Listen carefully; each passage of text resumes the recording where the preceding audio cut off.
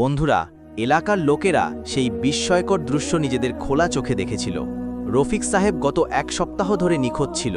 কেউ তার সম্পর্কে কিছুই জানত না, কিন্তু তার 4 মেয়ে তার মৃত্যুর বিষয়টি নিশ্চিত করেছিল। তারপর তার দুর্গন্ধময় মৃতদেহ যখন বাড়ি থেকে উদ্ধার করা হয়, তখন লাশের অবস্থা এতটাই খারাপ ছিল যে কেউ তার কাছে যেতে প্রস্তুত ছিল না। তখন তার 4 মেয়ে তার বাবাকে কাঁধে তুলে কবরস্থানে দাফন করতে যাচ্ছিল। রফিক সাহেবের সেই 3 ছেলে, যাদের উপর তিনি খুব গর্ব করতেন, সেই সময় তাদের কোনো খোঁজ ছিল না। আর সেই মেয়েরা, যাদের সাথে তিনি এত অত্যাচার করেছিলেন, যাদের জীবন ধ্বংস করে দিয়েছিলেন, যাদের জীবিত থাকতেই মেরে ফেলেছিলেন, সেই মেয়েরাই তার বাবার মৃতদেহ নিয়ে যাচ্ছিল। কবরস্থানে পৌঁছেই লোকেরা বিস্ময়কর দৃশ্য দেখেছিল। এই দৃশ্য দেখে তাদের চোখ বিস্ফারিত হয়ে গিয়েছিল। আখিরে রফিক সাহেব এমন কি অপরাধ করেছিলেন যে তার মৃত্যুর 1 সপ্তাহ পরেও কেউ তার খোঁজ পায়নি, এবং তার লাশ ঘরে একা অসহায় পড়েছিল? আর তার মেয়েদের সাথে এমন কি জঘন্য কাজ করেছিলেন যার জন্য তাকে এত কঠিন শাস্তি পেতে হয়েছিল যে কেউ তার জানাজায় কাঁধ দেয়নি? তাই এই ঘটনাটি সম্পূর্ণ বোঝার জন্য ভিডিওটি শেষ পর্যন্ত দেখুন। রফিক সাহেব খুব জালিম এবং দাপুটে মানুষ ছিল, যার জীবনে নারী জাতির কোনো মর্যাদা ছিল না। যখন তিনি জন্মগ্রহণ করেন তখন তার মা মারা গিয়েছিল, বোন কেউ ছিল না। বাবা এবং দাদা তার লালন পালন করেছিল, তাকে ভালো মন্দের পার্থক্য শেখানোর চেষ্টা করেছিল, কিন্তু মায়ের অভাবের কারণে তার লালন পালনে অনেক ত্রুটি ছিল।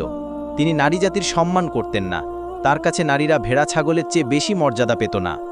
যখন রফিক সাহেব যৌবনের দোরগোড়ায় পা রাখলেন, তখন তার প্রেমের গল্প দূর দূরান্তে ছড়িয়ে পড়তে লাগল। আল্লাহ তাকে টাকা দিয়েছিলেন, জমি জায়গা ছিল, সৌন্দর্য এবং সম্মানের সম্পদেও তাকে সমৃদ্ধ করেছিলেন। এই সব কিছুই তিনি সঠিক কাজে ব্যবহার না করে ভুল কাজে ব্যবহার শুরু করেছিলেন। তার স্বাস্থ্য, যৌবন এবং টাকার খুব অন্যায় ব্যবহার করেছিলেন। তার জীবনে কত মেয়ে এসেছিল, কত গিয়েছিল। মেয়েরা তার কাছে প্রজাপতির চেয়ে বেশি মর্যাদা পেত না। রফিক সাহেবের বাবা তার লালন পালনের ত্রুটির কথা বুঝতে পেরেছিলেন, কিন্তু এখন আর কি হতে পারত? পানি মাথার উপর দিয়ে গিয়েছিল। তার মৃত্যুর পর রফিক সাহেবকে যেন খোলা ছাড়পত্র মিলে গিয়েছিল। তিনি যা ইচ্ছা তাই করতেন। তিনি এক গরিব মেয়ের সাথে বিয়ে করেছিলেন, যার আগে পিছে কেউ ছিল না। সে মেয়ে প্রথম দেখাতেই রফিক সাহেবের পছন্দ হয়ে গিয়েছিল, এবং সে ছিল প্রথম মেয়ে যাকে দেখে রফিক সাহেবের মনে পাপের বদলে বিয়ের চিন্তা এসেছিল। তার এও নিশ্চয়তা ছিল যে এই নারী কখনো তার কোনো বিষয়ে হস্তক্ষেপ করতে পারবে না। আর বিয়ের পর তার এই ধারণা পুরোপুরি সঠিক প্রমাণিত হয়েছিল। জরিনা বেগম খুব ভীত সন্ত্রস্ত মহিলা ছিল, নিজের কাজে নিজে থাকত। বিয়ের 1 বছর পরেই যখন আল্লাহ রফিক সাহেবকে 2 যমজ মেয়ে দিলেন, তখন জরিনা বেগমের আনন্দের সীমা ছিল না যে আল্লাহ তাদের ঘরে রহমত পাঠিয়েছেন। কিন্তু রফিক সাহেব খুবই রেগে গিয়েছিলেন। তিনি এতটাই রাগে ছিলেন যেন এই সব কিছুতে জরিনা বেগমেরই দোষ। তার অপরাধের কারণেই তিনি মেয়েদের মা হয়েছেন। তিনি তার স্ত্রীর দুর্বলতা এবং শারীরিক অসুস্থতার কথা না ভেবে তাকে তুলার মতো পিটিয়ে রেখেছিলেন। তাকে খুব মারধর করেছিলেন। জরিনা বেগম ব্যথা ও কষ্টে ছটফট করছিল এবং কাঁদতে কাঁদতে আল্লাহর কাছে নিজের অপরাধের কথা জিজ্ঞাসা করছিল। রফিক সাহেব যখন তাকে মারতে মারতে ক্লান্ত হয়ে গেলেন, তখন বলতে লাগলেন, তুমি মেয়ে জন্ম দিয়ে আমার বোঝা বাড়িয়ে দিয়েছ। কেন তুমি মেয়ে জন্ম দিলে? জানো আমি মেয়েদের কতটা ঘৃণা করি? জরিনা বেগম বলতে লাগলেন, এটা তো আল্লাহর দান। আল্লাহ যাকে চান মেয়ে দেন, যাকে চান ছেলে দেন, এতে মানুষ কি করতে পারে? রফিক সাহেব ঘরের রাগে পায়চারি করছিল। জরিনা বেগম বুঝতে পারছিলেন না তার স্বামীর রাগ আসলে কিসের উপর। তিনি স্পষ্ট করে বলে দিলেন যে এই মেয়েরা এই হাভেলিতে বড় হবে না, বরং হাভেলির কোণে যে চাকরের কোয়ার্টার আছে সেখানে এই মেয়েরা চাকরানির তত্ত্বাবধানে বড় হবে। জরিনা বেগমের মনে হলো যেন কেউ তার হৃদয় ছিনিয়ে নিয়েছে। তিনি অশ্রুভরা চোখে তার স্বামীর দিকে তাকিয়ে থাকলেন, কিন্তু কিছু বলার সাহস করতে পারলেন না। রফিক সাহেব তার 2 মেয়েকে হাভেলি থেকে বের করে চাকরানির কোয়ার্টারে পাঠিয়ে দিয়েছিলেন, যেখানে একজন বুড়ো চাকরানি মেয়েদের দেখাশোনা করত। জরিনা বেগম চুপিসারে মেয়েদের সাথে দেখা করতে যেতেন, তাদের ভালোবাসতেন, তাদের দেখে কাঁদতেন। মেয়েরা তাদের মায়ের স্পর্শ চিনত, কিন্তু বাবার মুখের সাথে পরিচিত ছিল না। এখন তার মেয়েরা 2 বছরের হয়ে গিয়েছিল। জরিনা বেগমের খুব ইচ্ছা ছিল যে তিনি তাদের নিজের কাছে নিয়ে যান, তাদের জন্য অনেক কিছু নিয়ে এসেছিলেন, কিন্তু তিনি কখনো এই ইচ্ছাকে বাস্তবে রূপ দিতে পারেননি। কারণ বাড়ির চাকরেরা রফিক সাহেবের প্রতি অনুগত ছিল, তারা সব কথা তাকে জানিয়ে দিত। 2 বছর পর যখন জরিনা বেগম আবার গর্ভবতী হলেন, তখন তিনি আল্লাহর কাছে এই দোয়া করতে থাকলেন যে এবার আল্লাহ তাকে ছেলের নেয়ামত দান করুন। আল্লাহ তার দোয়া কবুল করেছিলেন। এবার তার কোলে ছেলে এসেছিল। রফিক সাহেবের আনন্দের সীমা ছিল না। তিনি বলতে লাগলেন, এখন আমার মাথা গর্বে উঁচু হয়ে গেছে। মেয়েরা তো অভিশপ্ত, পৃথিবীতে জন্ম নিলে বাবার মাথা নত করে দেয়। তখন একদিন জরিনা বেগমের কাছে এটা প্রকাশ পেল যে রফিক সাহেব মেয়েদের প্রতি এত ঘৃণা কেন করতেন।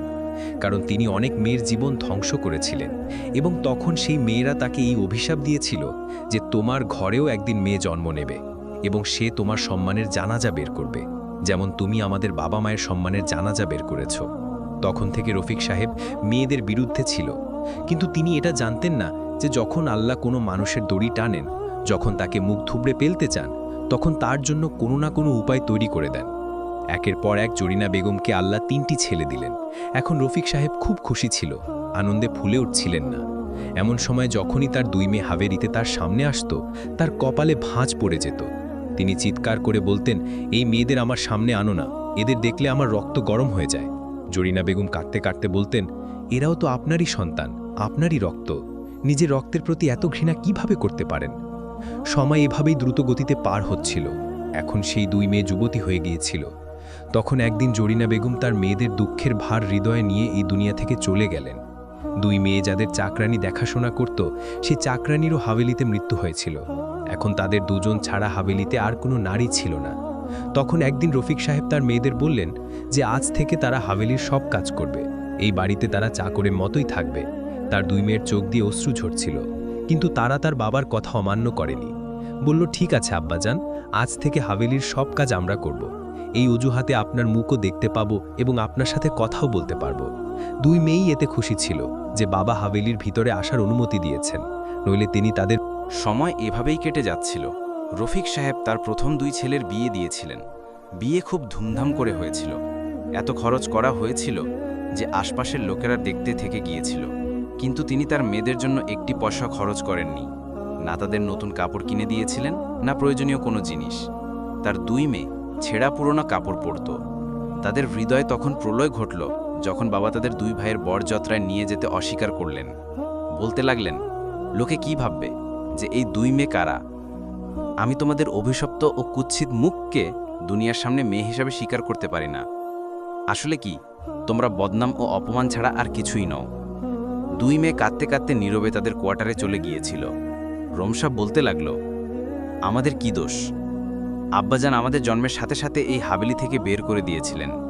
আমাদের মুখ দেখতেও প্রস্তুত হতেন না, এবং এখন তিনি আমাদের হাভেলির চাকরানি বানিয়ে রেখেছেন। সারা বলতে লাগলো, ধৈর্য ধরো, আল্লাহ ধৈর্যশীলদের সাথে আছেন। আমাদের আল্লাহর কাছে দোয়া করা উচিত যে তিনি আমাদের বাবার হৃদয়ে আমাদের জন্য ভালোবাসা জাগিয়ে দিন এবং তার হৃদয়ে আমাদের জন্য নরম ভাব সৃষ্টি করুন, যাতে তিনি কখনো আমাদের একা ছেড়ে না যান। সারা ও রমসার 2 ভাবিও তাদের চাকরানির চেয়ে বেশি মর্যাদা দিতে প্রস্তুত ছিল না। বিয়ের প্রথম দিনেই তাদের জানা গিয়েছিল যে এই 2 মেয়ে তাদের ননদ, কিন্তু তাদের মর্যাদা চাকরানির চেয়ে বেশি নয়। রফিক সাহেব তাদের দেখলে তার রাগে রক্ত গরম হয়ে যেত। তার মনে হতো যে তিনি অন্যের মেয়েদের সাথে যা করেছেন, তার মেয়েরাও তাই করে তার সম্মানে কলঙ্ক লাগাবে। তিনি তার মেয়েদের হাভেলি থেকে বাইরে যেতে দিতেন না, না কারো সাথে মিশতে দিতেন, না তাদের পড়ার অনুমতি দিয়েছিলেন, আর না এখন পর্যন্ত তারা কোনো কৌশল শিখতে হাভেলি থেকে বের হয়েছিল। তাদের জীবন শুধু চাকরের কোয়ার্টারে ঘর থেকে রান্নাঘর পর্যন্ত ছিল। এছাড়া তাদের বাবা ভাইয়ের ঘরে যাওয়ারও অনুমতি ছিল না। এই লোকেদের মনে হতো যে তারা তাদের অপবিত্র অস্তিত্ব দিয়ে তাদের ঘর ও প্রতিটি জিনিস অপবিত্র করে ফেলবে, তাদের দৃষ্টি দিয়ে ক্ষতি করবে। একদিন হাভেলিতে একজন অতিথি এসেছিল। সেই ছেলে রফিক সাহেবের সাথে কিছু কাজ ছিল। সে ছেলে যখন হাভেলিতে এলো, তখন প্রথমে তার সাক্ষাৎ হয়েছিল রমসার সাথে। রমসাই তাকে বৈঠকখানায় বসতে নিয়ে গিয়েছিল। বলতে গেলে এটা একটা সাধারণ ভুল ছিল, কিন্তু এটা রমসার জন্য জানের বিপদ হয়ে দাঁড়ালো। রফিক সাহেব এই বিষয়টিকে ভিত্তি করে রমসাকে খুব মারধর করলেন। চাকরদের সামনে তাকে বেল্ট দিয়ে পিটলেন এবং তিনি তার উপর তেল ঢেলে আগুনও লাগিয়ে যাচ্ছিলেন। কিন্তু সারা তার বাবার সামনে হাত জোর করে তাকে এসব করা থেকে ব্যাহত করল। বাবাজান, এমন করবেন না, আমার বোনের সাথে এত অত্যাচার করবেন না। সে নির্দোষ। সে এমন কি অপরাধ করেছে যে আপনি তাকে এত কঠিন শাস্তি দিন? রফিক সাহেবের মনে হলো তার মেয়ের কথা বলাও যেন একটা অপরাধ। তোমাদের মুখে জিভ এসে গেছে। এক তো অপরাধ করো, আর তার ওপর আমার মুখের ওপর কথা বলো। নিজের অপরাধ ঢাকতে বাবাকেই ভুল বলছো। আমি এতটাও খারাপ নই যে তোমাদের কার্যকলাপ দেখতে পাই না। আমিও তাকে রমসার সাথে হাসি মজা করতে দেখেছি, এবং আমার বড় বউও এইসব নিজের চোখে দেখেছে। তোমরা কি আমাদের দুজনকেই মিথ্যা বলতে চাও? তোমরা দুজনেই ঠিক, আর বাকি আমরা সবাই ভুল। অন্ধ, এখন এই মেয়েকে আমার রাগ থেকে কেউ বাঁচাতে পারবে না।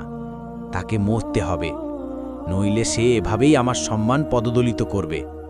সারা বলতে লাগলো, আপনি যা খুশি করুন, যে শাস্তি দিন আমরা মেনে নেব, কিন্তু আমার বোনকে প্রাণে মেরে ফেলবেন না।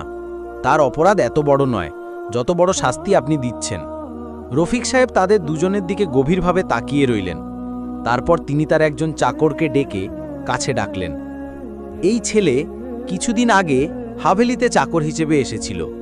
সে সবসময় কোনো না কোনো কাজে ব্যস্ত থাকত এবং সারা রাত বইয়ে মুখ গুজে কি যেন পড়ত। রফিক সাহেব বলতে লাগলেন, আমি আমার মেয়ের বিয়ে তোমার সাথে করতে চাই।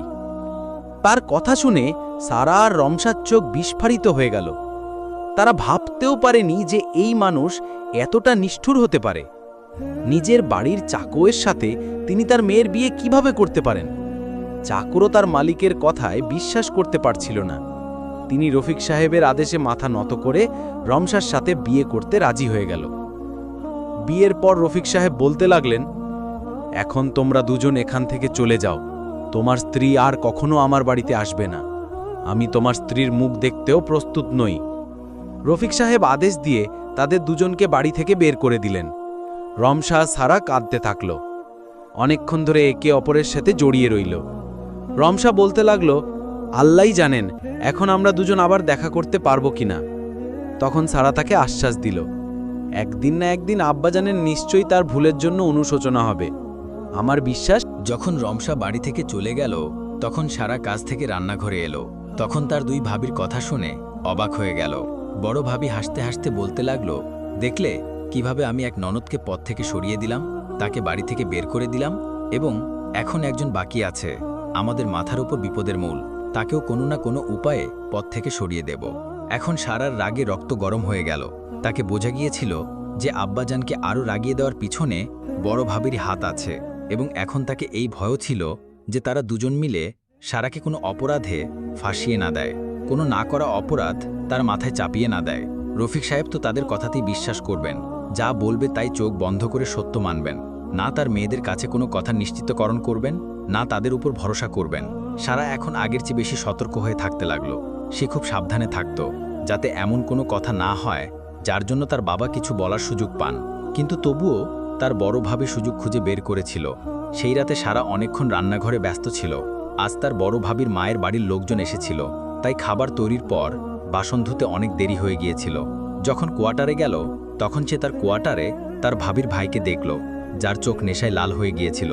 সে সারাকে এক দৃষ্টিতে তাকিয়ে দেখছিল। সেও সারার উপর হামলা করল, তার সাথে অসৌজন্যমূলক আচরণ করার চেষ্টা করল। সারা জোরে চিৎকার করতে লাগলো, কাঁদতে লাগলো, তার সামনে হাত জোর করে তার সম্মানের ভিক্ষা চাইতে লাগলো। তার চিৎকার শুনে সবাই সেখানে এসে গেল। রফিক সাহেবের চোখ দিয়ে যেন রক্ত বের হচ্ছিল। তিনি এতটাই রাগে ছিলেন, তার নিয়ন্ত্রণে ছিল না। তিনি তার মেয়েকে প্রাণে মেরে ফেলতে চাইলেন। সারা কাঁদতে কাঁদতে তার বাবাকে তার সত্য কথা বলার চেষ্টা করল, যে সে জানে না এই লোক তার ঘরে কখন এলো এবং কিভাবে। যদিও সেই লোক এবং বড় ভাবি বলছিল যে সারাই তাকে এই ঘরে ডেকেছে, সে তার কথাতেই এখানে এসেছে। এখন সে কথা থেকে পিছিয়ে যাচ্ছে। রফিক সাহেব যখন সেই ছেলেকে মারার জন্য তার দিকে হাত বাড়ালেন, তখন তার ছেলে তার হাত ধরে ফেলল। বলতে লাগলো, আপনি কাকে কাকে থামাবেন, কার কার উপর হাত তুলবেন? এই ময়লার পুটলিকে বাড়ি থেকে বের করে ফেলে দিন, নইলে এভাবেই বদনাম করতে থাকবে, কাউকে মুখ দেখানোর মতো রাখবে না। এই মেয়ে বাড়ি। রফিক সাহেব সেই মুহূর্তে সারার বিয়ে শহরিয়ারের সাথে পরিয়ে তাকে রাতের অন্ধকারেই বাড়ি থেকে বের করে দিলেন। বড় ভাবির মুখে জয়ের হাসি ছিল। তিনি এখন তার দ্বিতীয় ননদকেও এই বাড়ি থেকে বের করে দিয়েছিলেন। সারার কান্নায় দুঃখে বড় অবস্থা হয়েছিল। তার উপর এত জঘন্য অভিযোগ লাগানো হয়েছিল, তার আত্মা পর্যন্ত কেঁপে উঠেছিল। সে তো এমন কিছু করার কথা স্বপ্নেও ভাবতে পারত না। তার আল্লাহর প্রতিও অভিযোগ হচ্ছিল, যিনি একজন মদ্যপ মানুষকে তার ভাগ্যে লিখে দিয়েছিলেন। শহরিয়ারকে তার খারাপ অভ্যাসের কারণে পরিবারের লোকেরা মুখ দিত না, তাকে বাড়ির লোকেরা বের করে দিয়েছিল। রাতে কিভাবে যেন বড় ভাবির তার ভাইয়ের উপর ভালোবাসা জেগে উঠল। তারা তাকে দাওয়াতে ডাকল, এবং এখন সারার সবকিছু বোঝা গিয়েছিল যে শহরিয়ারকে রাতে কেন ডাকা হয়েছিল। শহরিয়ার যখন তার ফ্ল্যাটে ফিরে এলো, তখন সে খুব লজ্জিত মনে হচ্ছিল। তার নেশার প্রভাবও কেটে গিয়েছিল। সে সারার কাছে প্রতিজ্ঞা করল যে আজ থেকে সে সব খারাপ অভ্যাস ছেড়ে দেবে। মদ্যপান, চুরি, চামারি এসব সে আজ থেকে আর কখনো করবে না। আল্লাহ তাকে হেদায়েত দিয়েছেন, তৌফিক দিয়েছেন। সে মনোযোগ দিয়ে তার ব্যবসায় কাজ শুরু করল। দিনরাত তাতে পরিশ্রম করতে লাগল।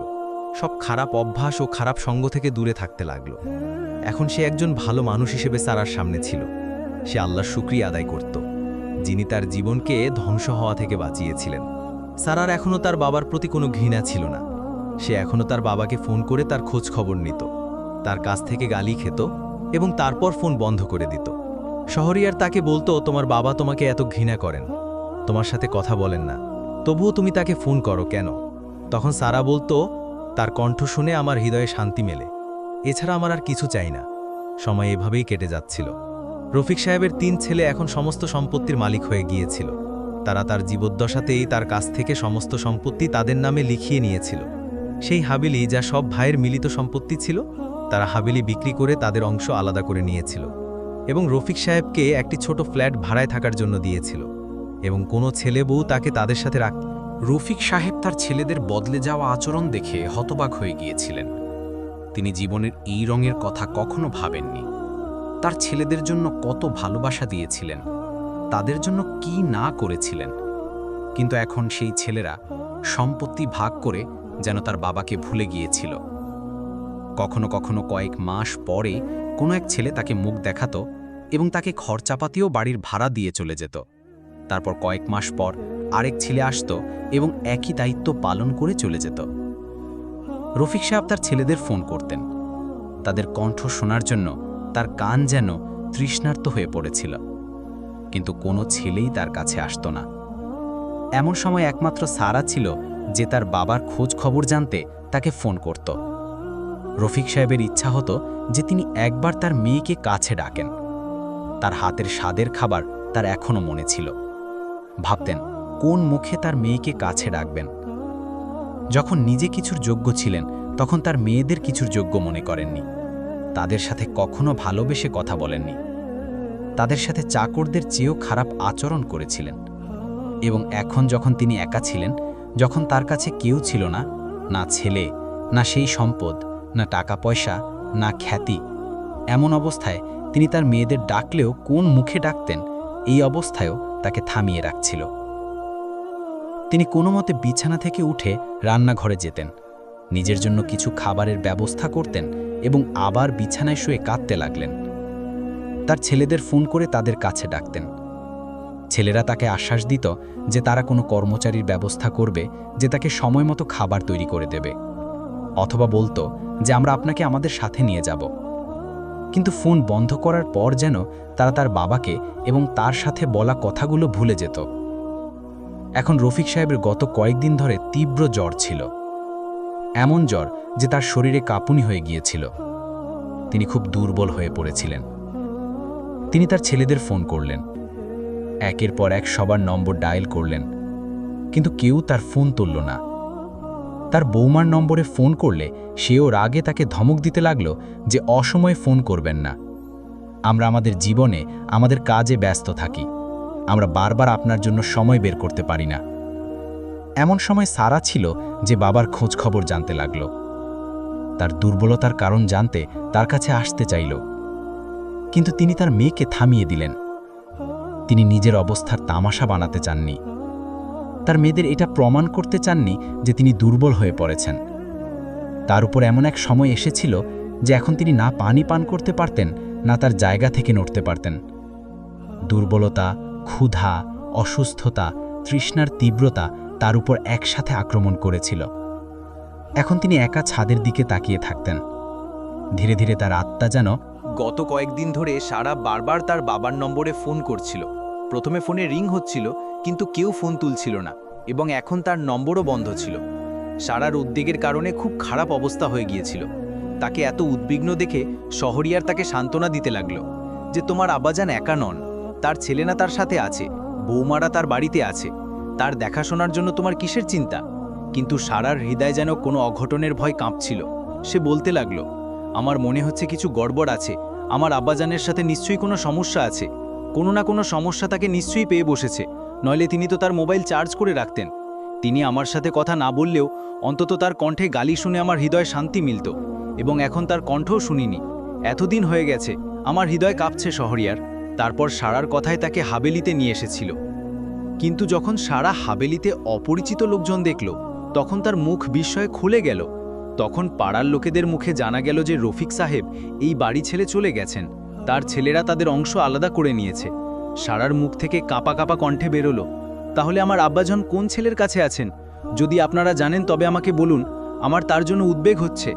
পাড়ার লোকেরাই বলল যে তোমার আব্বাজানকে এখানে কাছেই একটি ছোট ফ্ল্যাট ভাড়া করে দেওয়া হয়েছে, যেখানে তিনি একা থাকেন। কখনো কখনো তার ছেলেরা এসে যায়, কিন্তু সত্যি বলতে তার আচরণের কারণে পাড়ার কোনো লোকও তার সাথে কথা বলে না, না তার খোঁজ খবর নেওয়ার চেষ্টা করেছে।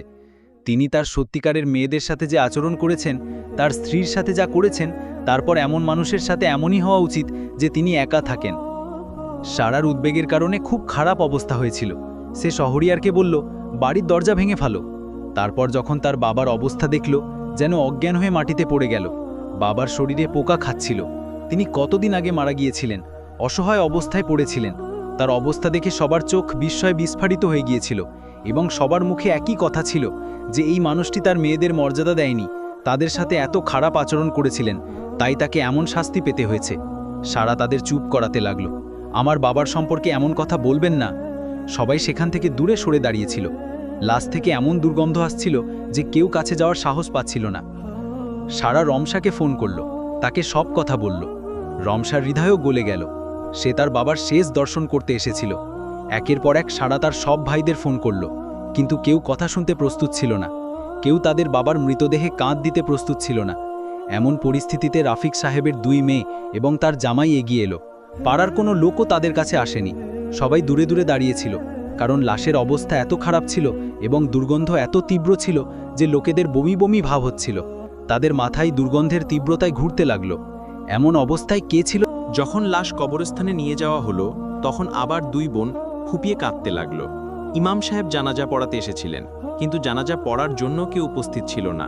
সবাই বলতে লাগলো যে এই মানুষটি খুব অপরাধী ছিল, সে অনেক পাপ করেছে, সে আমাদের ঘরের সম্মান নষ্ট করেছে, নিজে সত্যিকারের মেয়েদের সাথে এত খারাপ আচরণ করেছে।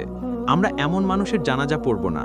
তখন ইমাম সাহেব সবাইকে এই কথা স্মরণ করিয়ে দিলেন যে মৃত ব্যক্তির কর্ম তার সাথে চলে গেছে, তাকে তার কর্ম অনুযায়ী পুরস্কার ও শাস্তি পাবে। তোমরা এখন পাপের অংশীদার হচ্ছ। সবাই জানাজা পড়ার জন্য প্রস্তুত হয়ে গেল। যখন জানাজা পড়া শুরু হলো, তখন রফিক সাহেবের 3 ছেলে সেখানে এলো।